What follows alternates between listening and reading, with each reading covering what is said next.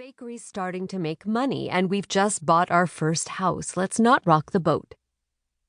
But in the late 20s, a childless woman was considered as odd as an unmarried man in his 30s.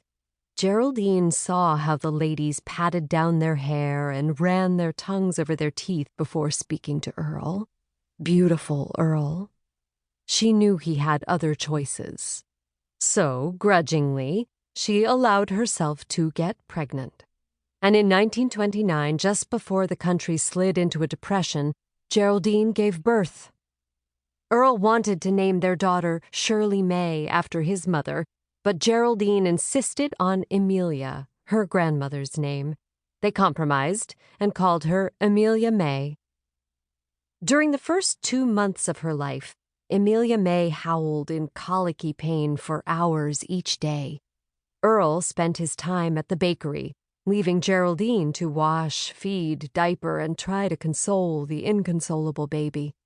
Geraldine tried everything: rocking chair, castor oil rubs, singing lullabies, but nothing quieted Emilia Mae.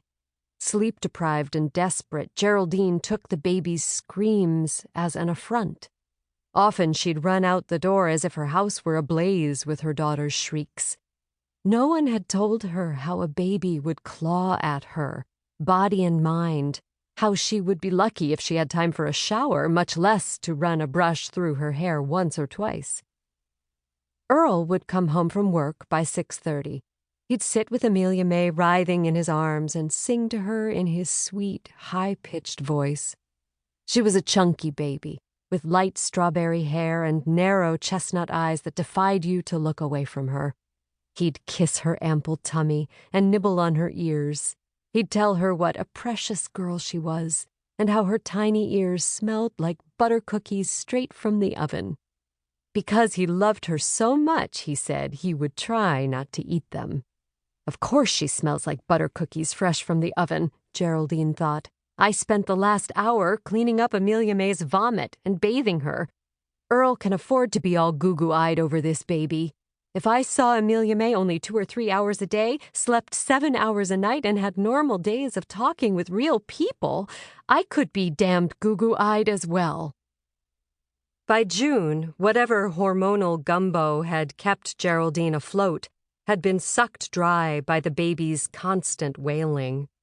Before Earle even took his jacket off at night, Geraldine would shove the baby at him and demand, "You take her, I've had enough."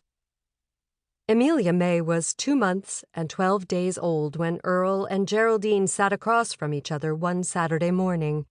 Earle had just looked in on Emilia Mae. She's sleeping like an angel. An angel? Pfft! Geraldine made a spitting noise. "Let me ask you a question," he said. One of the things that attracted Geraldine to Earle was his lack of guile. What he said was what he meant, and mostly what he meant was as uncomplicated and well-intentioned as a priest's sermon on Christmas Eve. So it never occurred to her that with this question, Earle was about to wheel in a heap of trouble that would sit between them for years. He put his elbows on the table and leaned toward her. "You do love this baby, don't you?" It was a rhetorical question, and Geraldine could have nodded or said and left it at that. But she'd been up half the night with Emilia Mae. Her hair was dirty, and her eyes were tiny as apple seeds.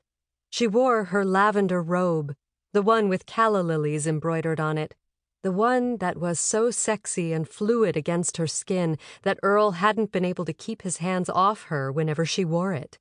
Now it was stained with breast milk and crusts of spit-up, and Earle hadn't laid a finger on it or her since Geraldine's belly was big enough to bend the calla lilies out of shape. In short, Geraldine, who had enough guile for both of them, didn't bother to phrase her answer in order to please Earle. Instead, she spoke what she felt.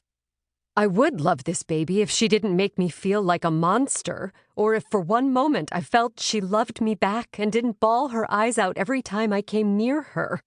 If she let me sleep through the night, or gave me a moment to shower or fix my hair, that would be nice." Her voice was harsh as the sound of raked rocks. "I know she's your